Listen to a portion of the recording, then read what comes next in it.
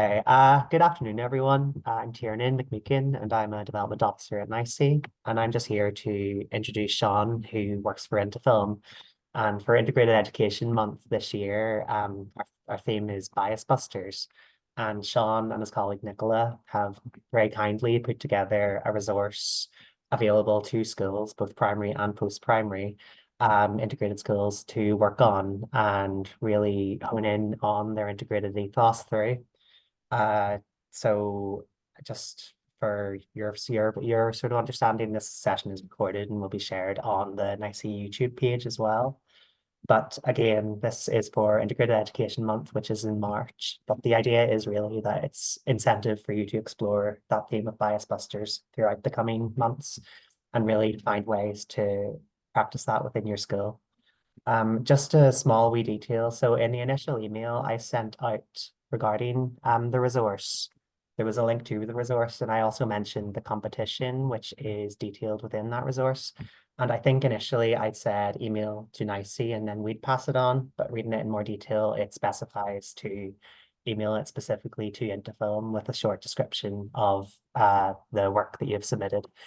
And if you do end up passing it on to us, that's no problem. We can then pass it on through, but just for your own understanding. But I'm going to pass it over to Sean, who's going to talk us through just the resources. Thank you. No problem. Thanks very much, Kieran. And hi, everybody. Thanks for joining us today. Today, I'll share my screen in a second, but before I do, it's just to say that what we'll do today is quite a brief overview of what's available within the pack and the resource and the support you can get available from Intofilm. I'll give a small brief introduction to what we do, talk about some of the information in the pack, give some tips, but these are only ever going to be scratching the surface. So if you need some additional help, you've got some questions or any queries about filmmaking, how you can use film in the classroom. At the end of this, you'll see our email addresses will be available and all of the content information will be there towards the end. So if you've got any questions, feel free to contact us at any time. We're more than happy to have some staff come out to school and help you with any technical difficulties you're having or help you with any filmmaking projects. So I will share my screen. If you just let me know if this is all coming through, okay? Because yes, of course. We always have a few bugs.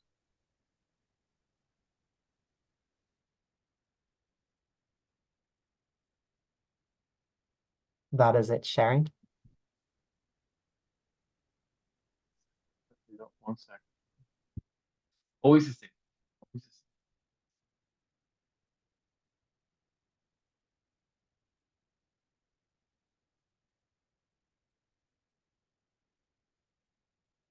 same. Okay. Can you see that now, Tiernan? I can, yes. Okay, great. Thanks very much. Yeah, so I'd say this is just an initial run through of what's available through the Bias Busters program. Just to give you a bit of an introduction to Intofilm, for those of you who don't know who we are an educational charity. We work the whole way across the UK, but we're supported by the BFI, which is the British Film Institute. Also have additional support here in Northern Ireland School, which allows us to do a lot more work and invest a lot more time in schools in programs like Integrated Education Month. So in addition to all of the resources that we have available, we also have a streaming service for schools. So any teachers interested in using film in the classroom, you've got a free streaming service, essentially like Netflix, but exclusively for schools. That is completely free. The details of all of this stuff can be found on our website, intofilm.org. The links again at the end. So if you want to use film in the classroom and see films in the classroom, that streaming service is available with features and shorts. We also provide young people in schools the opportunity to go to the cinema. So we have our large festival, which happens in November every year, but coming up in a few months, so from the 8th to the 28th of March, we've got free screenings in cinemas all across Northern Ireland. That's an opportunity for the entire school to go along and attend the cinema for free. In some instances, there are bursaries available for some schools to help with the transport costs, because we know at the moment they are incredibly high. But if you are interested in taking your whole school or your whole year group to the cinema to watch current release for free, then all of those details are available again on the website. And on that website, we also host over 1,000 free teaching resources. You notice I say free every time, because free, all of our resources, all of our support and everything that Intofilm provide is free for schools at the point of use. We never ask for any money for any of our services. And there's just a smattering of some of the stuff we have. So everything from new releases like Wonka and the Marvels through to Bias Busters, which we talked about today, our filmmaking guides, so that's 15-minute filmmaking. And then the last resource in the end you'll see is around that's around sport and identity. So we cover the full gamut of the curriculum, everything that is there, whether it's history, geography, science, sport. There's always a resource notice. And if you can't find anything on our very extensive website, just pick up the phone and give us a call or give us an email. We'll help you find it all. But today we're going to talk about the Bias Busters program. So how you can get involved in it and what support you can expect to get from ourselves. So our support falls into 4 main categories.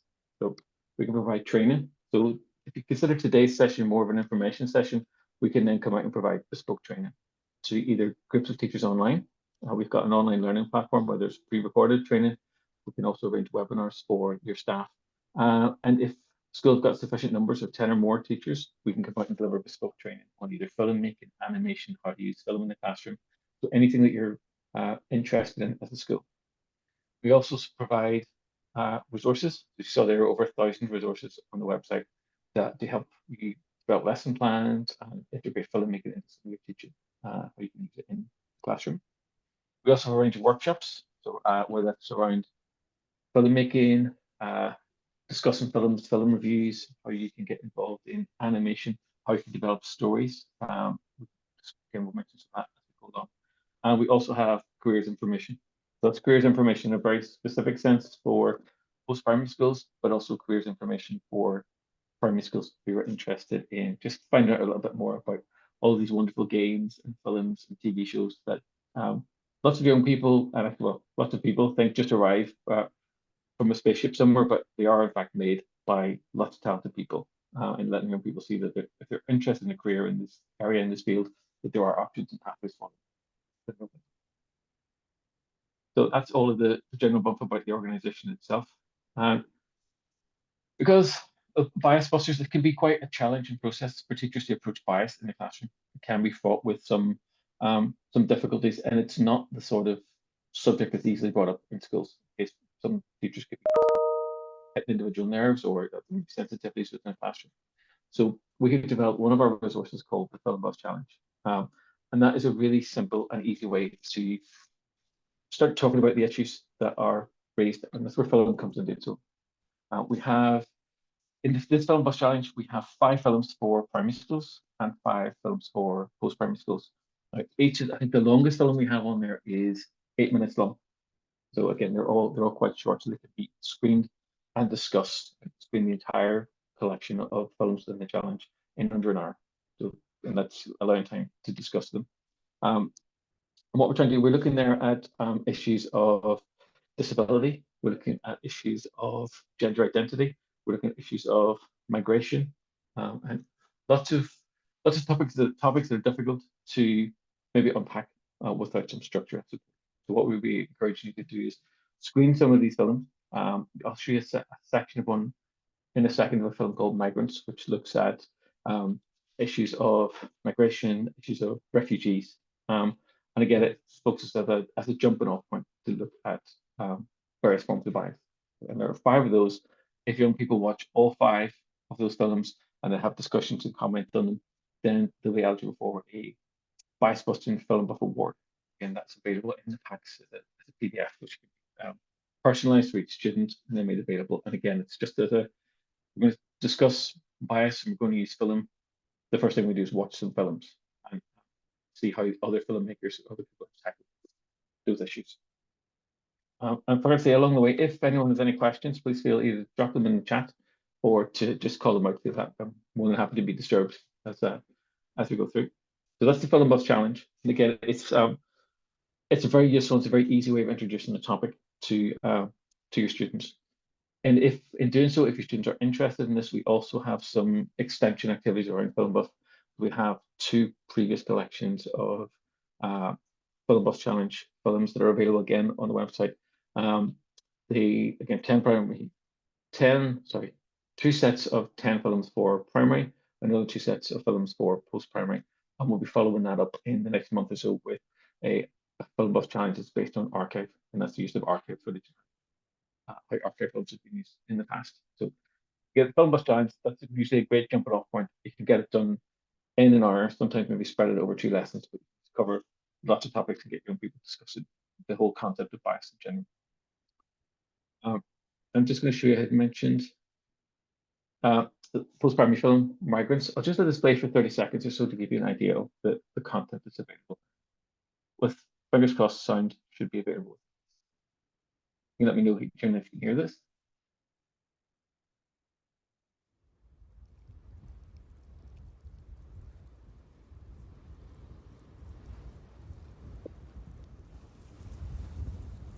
Yeah, sounds on.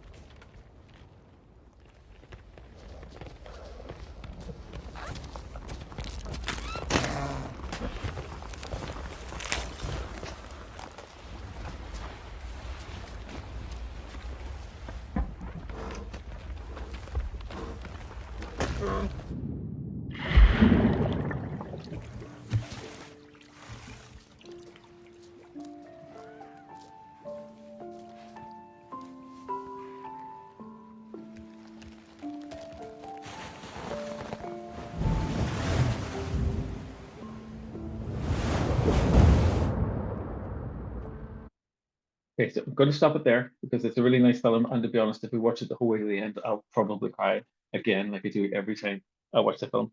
It's a beautiful film, but again, it raises issues of refugees and asylum seekers in a very powerful way in under 4 minutes. So again, it's a very strong indication of how film can be used. So I definitely encourage you to watch that. And again, maybe watch that one in particular before you put students in the room because it is quite emotional towards the end. But again, it's just the underlying the fact that other filmmakers have approached it in a way that discusses it's about two polar bears that through climate change are forced to leave their home and try and find somewhere else to live. But I'll let you watch the rest of it, see any other 4 films that sit alongside it. So that is the idea of watching some films to try and open discussions. And then the next part when it comes to filmmaking process and developing ideas for films, for lots of schools and pupils, that can be the hardest part, actually coming up with a story in the first place. And we have to tackle that side of the things we have are story builder resources. So for any teachers who aren't aware, story builders are the large A3 packs, 25, 26 page A3 packs. They're beautifully designed and very colorful. We can provide those completely free of charge, and it'd be one copy for every pupil in the class to help start developing their own idea. It starts thinking about developing the story as if it was a movie. So we start looking at genre, character, look at timelines, look at settings, where the story's set. It gives a very simple and accessible structure to help build the story. So young people can understand the narrative, think about sound, music, setting.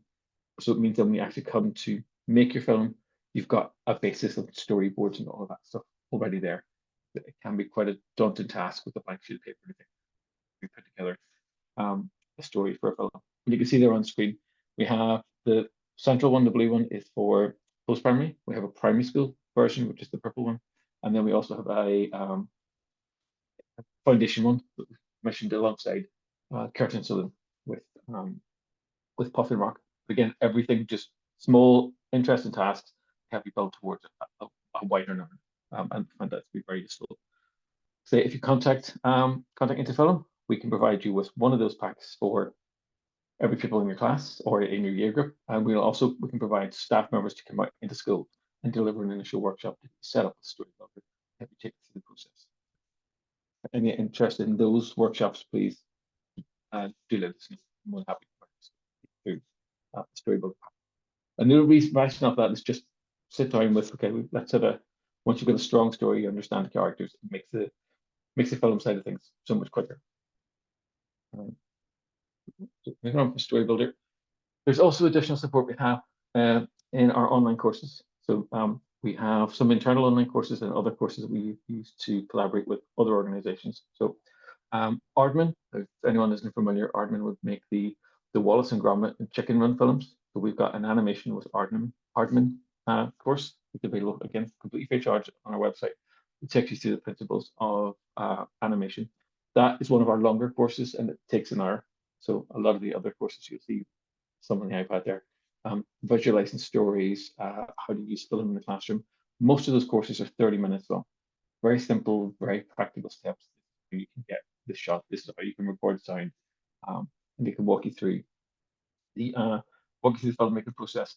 And for lots of the teachers we work with, they are the godsend that they're looking at home the night before they go to do a filmmaking project, because we appreciate how pressed people are for time.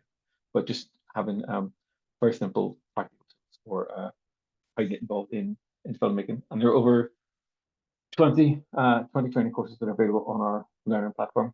And again, we'll send through all of the links to each one of these platforms. But if it's all available at infilm.org. So again, that's the online training that can be accessed from home at any time.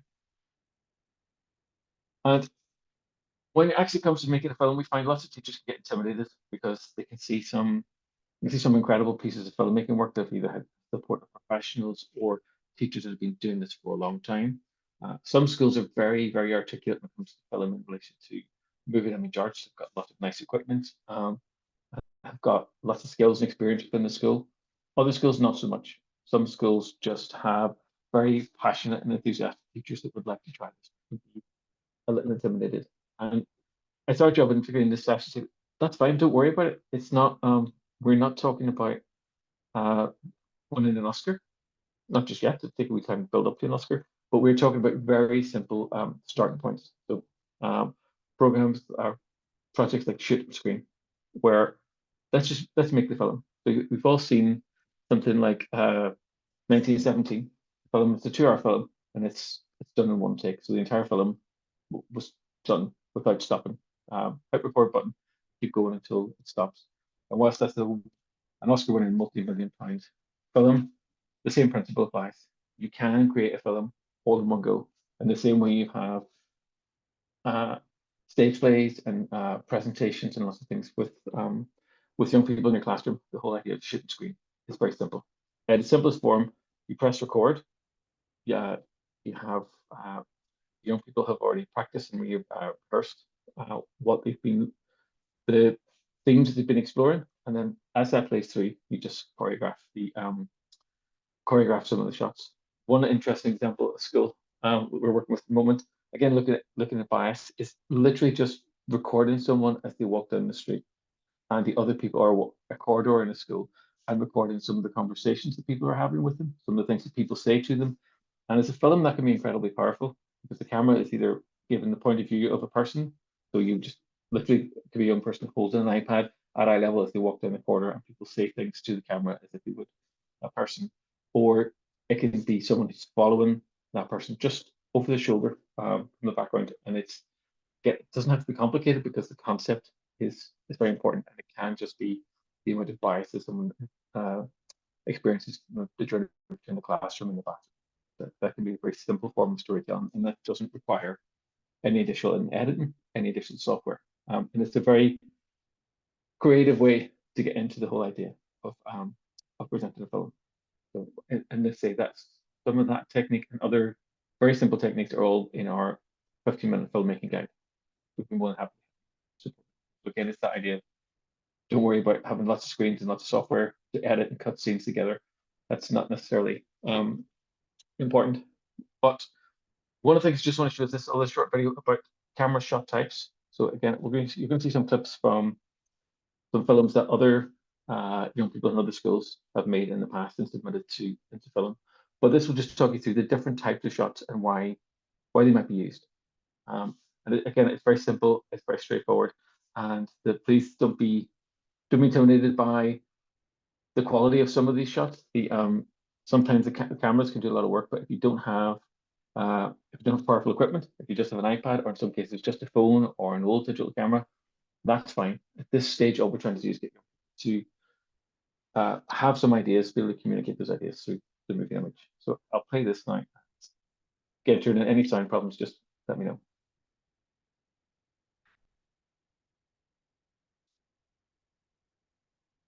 Films are made up of sequences of shots. A shot begins when the camera starts rolling, action, and ends at the moment it stops, cut.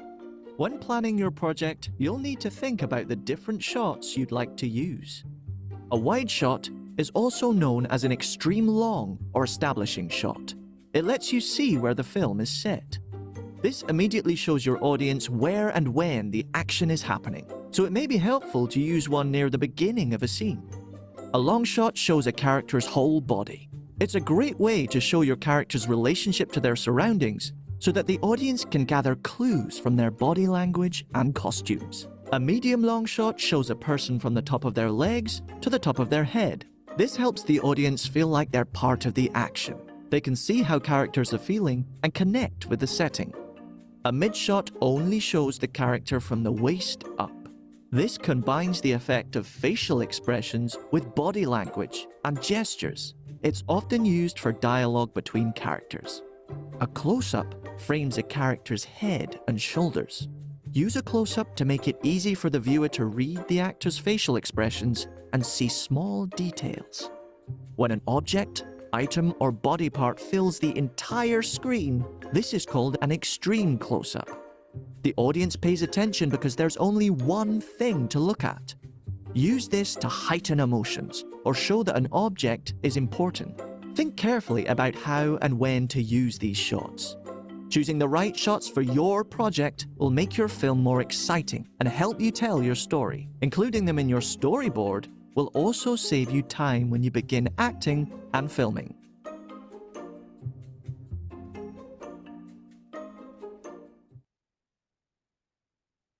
Okay, so those are the main camera shot types. So I know some skills we could go on for hours about the different types of shots, but at the core, those are the types of shots that you can do to recognize. Because what's quite useful is to combine that information about shot sizes with one of the films from the Film Bus Challenge. So we saw earlier, The Migrants. If you remember back, the first shot of that film, just as the titles came up, is shows you a nice peninsula at the edge of the water, and you know instantly where it is. So it's trying to work with your class to one of those short 4-minute films to identify, okay, can you find a close-up?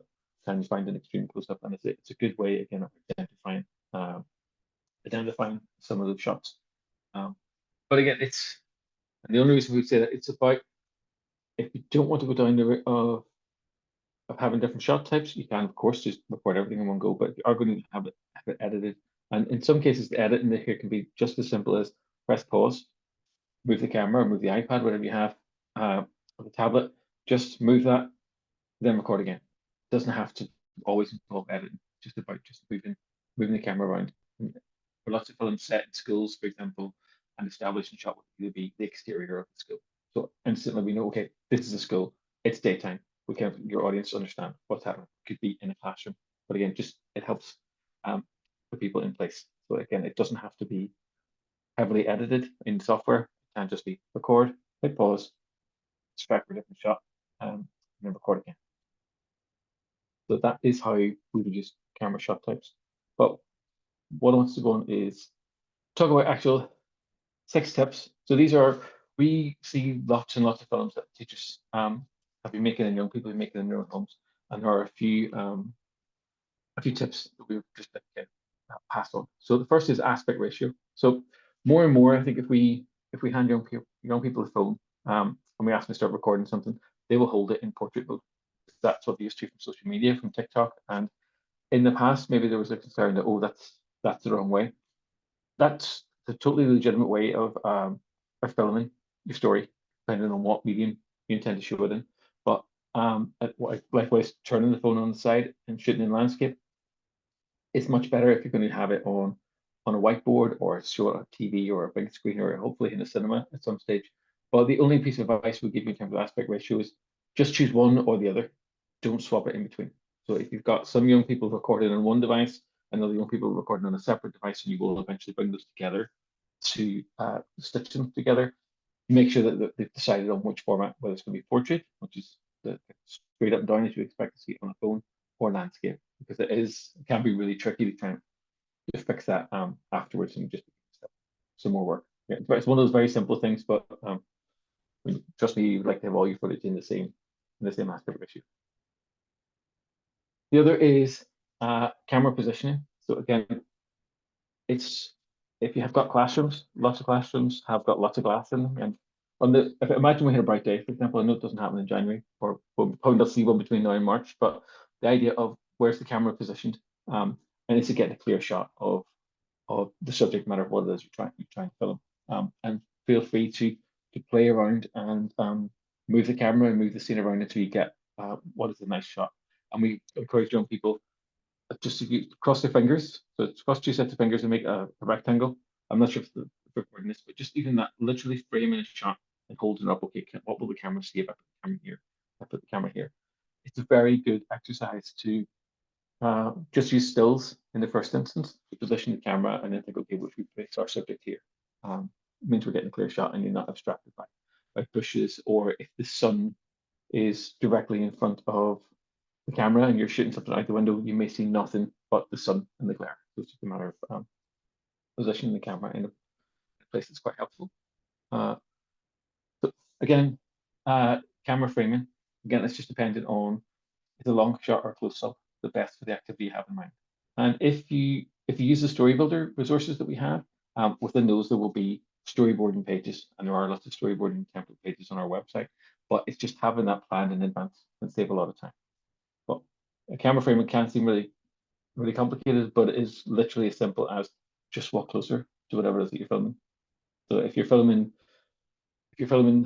two people having a conversation, maybe start for this establishing shot at one end of the room, but when you're engaged in a conversation, just pause and take the camera closely to the kind of that's a long shot we have on the left hand side of the screen, and then a close up. So it's just varying those two things. Just having your choice of camera frame. Because what really tends to happen is if the camera is just fixed in one position and people are having a conversation, the viewers can't get a little bit bored. Just have to make it interesting. Just have a few other shots to help tell your story. And then lighting. So again, I mentioned it beforehand, but it's lighting is really important. And again, if you don't have fancy lights, if you don't have equipment, that's totally fine. What we know is lots of schools do now, and it's really useful, particularly in post-primary schools, is almost every young person will have access to a phone, and most of those phones will have a flash on them. So just having, if you're in a dull lit area, have one or two young people with a flash on so they can act as cameras. And then an extra tip is if you have any greaseproof paper or kind of baking tip paper or even some thin paper, shining an iPhone or an Android phone's torch through that will diffuse the light and just help you get it. It's a good way of engaging some other young people in the shoot itself. So you've got a person holding the camera, other people working on the lighting. And again, within our other resources, there's lots and lots more detail about lighting and it all works. But again, the message here is you don't need lots of expensive equipment. Just try and get across the initial principles of it. And then sound. And again, this can be incredibly challenging in a school because we know they're not the quietest places in the world, and you could be trying to record a very, very heartfelt and emotional scene if possible, and then the school bell goes off halfway through, it's cut, and it goes back to the beginning. But again, it's just being mindful of the sound and the sound of where you are. And also, if you're filming outside, so if your film takes place, say, on a busy street, it's always a good idea to record some additional sound when you're there, whether that's on a phone or another device, just some of the background noise in case when you get back into class that the sound seems quite muffled. Always have a backing track of the outside sound, and then it can be your students can then add the dialogue again over the top. So it's what's known in the film industry as ADR, with additional dialogue recording. But again, just when you're outside, if you can capture some sound while you're there, just as a backup. And the most important thing is a microphone. So if you don't have a microphone, that's fine. Most devices now have quite a good microphone, but it's been the biggest barrier to good sound from one of the onboard microphones is the wind.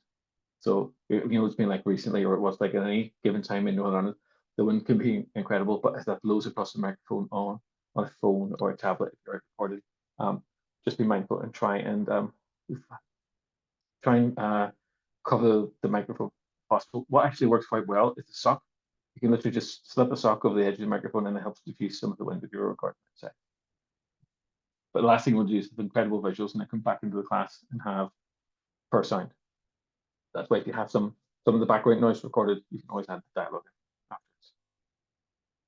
And then this is a really important one as well, unless you go for a very casual filming style, is a tripod. Now, not all schools will have a tripod. That's not a problem.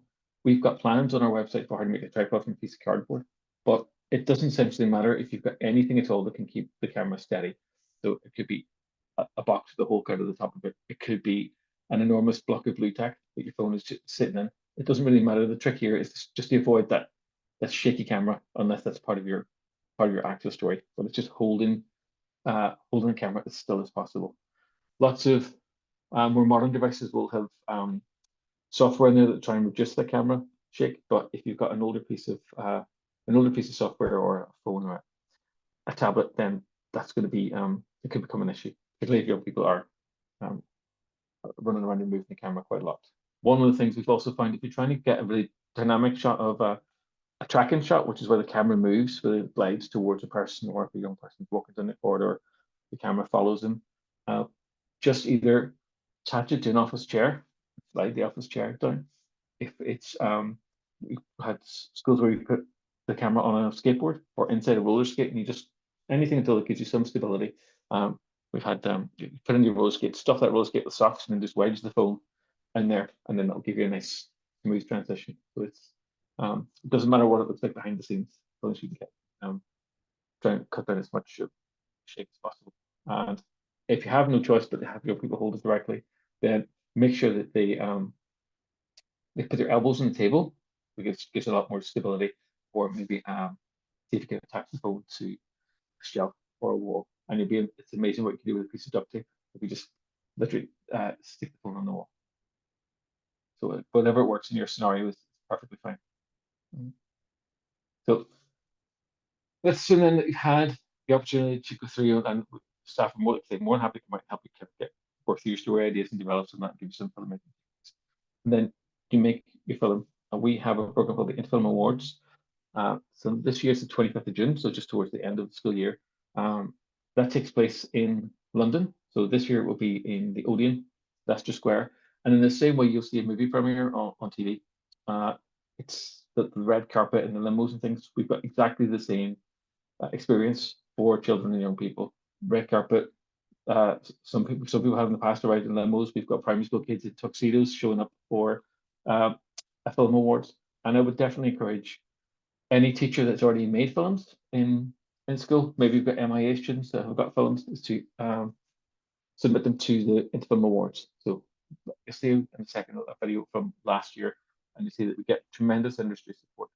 But the kind of level of acknowledgement and validation, the confidence that young people get from making a film, which is powerful, and then have other people see that film, and then being able to travel to London and see your film on a big screen, one of the biggest cinemas in the country, is an incredible experience, and something that any teacher that is willing to pick up a camera and record something should be more than willing to submit to the Film Awards and send them through. But before I everybody for that, it's just to say that over and above the national awards, we have got a competition and awards for Integrated Education Month. So we have, for those teachers that submit films to ourselves, the first prize of £100 Amazon voucher. And then we get second and third prizes of £50 Amazon vouchers. And for runners up, we have green screens available to help kids do more with filmmaking in the classroom. But we'd love to see the films that you make. And sometimes the small, simple films can contain the most powerful messages. We're not overly influenced by the budget or the style or the technology behind it. It's more about what's the story, what are young people trying to say, and in this instance, what bias are young people exploring? How can we have a conversation about that? So I'll just show you now the highlights reel from our awards program from last year.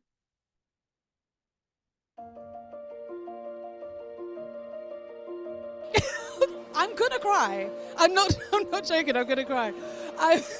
We literally have the future of film in this room, and I'm glad that Interfilm have recognised that it's important that young people get this support. So I'm glad they're here, and I'm glad that they're celebrated, and I hope they are encouraged by today. To do anything like this and encourage kids to get involved in such fantastic industries as film is wonderful. And the films that some of them have made, they're too good.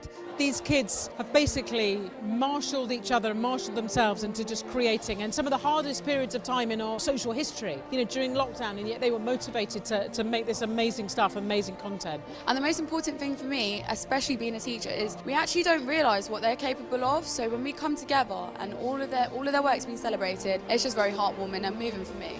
I would like to thank Shauna, Paul and Nick at Edinburgh Youth Theatre, who introduced me to filmmaking during lockdown. It's been the best thing ever. I'm dedicating this to all my pupils and all the children that have been my film club members over the years. Thank you so much. Thanks so much for Interfilm for giving young filmmakers a platform like this to show their films to a wider audience. We hope that winning this award will open the door for more girls of colour to participate in film and seek a career in the film industry. Thank you. It's a really, really big moment for us, and it's just amazing to be the women that make this for other young girls, hopefully. And it really does show that if you do work hard for something, then it will come out at the end. You will get what you want. Everyone here is someone who's just given it a go and taken that opportunity or taken that first step. And I think often that first step can be the scariest part. But some of the people who took that first step are now here in Leicester Square receiving awards with celebrities. And that could be you, so why not give it a go? We want to hear from you and we want to support you, and we're getting on now, so we need that younger crowd to come through. No matter your age, your background, anything that comes with you or comes around you, you are meant to be in this room, you're meant to be in this space, and you're clearly meant to be celebrated. So thank you and congratulations. Thank you.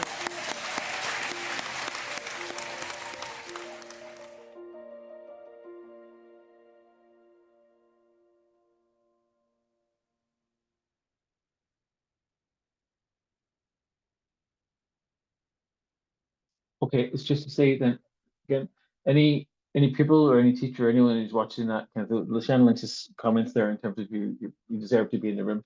Like I said before, every teacher that picks up a camera deserves to be in that room at the end of the year. If you've got any queries about how you would like to get started with film, or if you've already made some films and you want some help to get them submitted into film for the awards, then please do get in touch. I'm not sure, Jane, if there's any questions on the chat at the moment, but We probably answer any of them come through. we don't have any questions in the chat, Sean. Again, that's fine, but getting questions. Sometimes you watch this, yeah, you don't have questions, but not tomorrow you'll have questions for the day after. That's totally fine. We can be contacted at our email address for myself and my colleagues there, and say everything that we've covered is at interfilm.org, and everything is completely free. But for a teacher that's nervous or concerned or worried about picking up the camera to record something with your pupils, that's please don't be. Please, we'd much rather you give us a call, give us an email, or have a cup of coffee. We can talk. It's not as scary or daunting as you may think, and we could well see you on the red carpet later in the year. Again, for anything else that comes up into film related, and also just to let you know, in terms of the work we talk about this film, we also have started developing some work in games. So if there are any teachers interested in character development, storytelling, or all the things we talked about today, but in relation to games, again, please get in touch with the team here. They're more than happy to help with any of your queries. But other than that, thank you very much for your time. We look forward to seeing the films that you've made, and we wish you all of the best with your integrated education month plans. Thank you. Thanks very much. And just to say that I think that video sort of said it all about how film and story making can really empower young people. And given how much emphasis we place on anti-bias in education at NICE in integrated schools, and as you said, bias can be such a difficult topic to begin talking about or to begin to explore. And it's such a practical way of doing that. And I think teachers are always hoping for practical resources that they can use within schools to explore bias and really explore that integrated ethos. And I think this is a really brilliant way of doing so. So we're really delighted to be collaborating, and I'm excited to see what schools produce, and just again keep us informed, to keep Sean and Nicola and Neve informed. And if you do share something with us, we're happy to share it on our social media as well. And of course, we'll tag Into Film.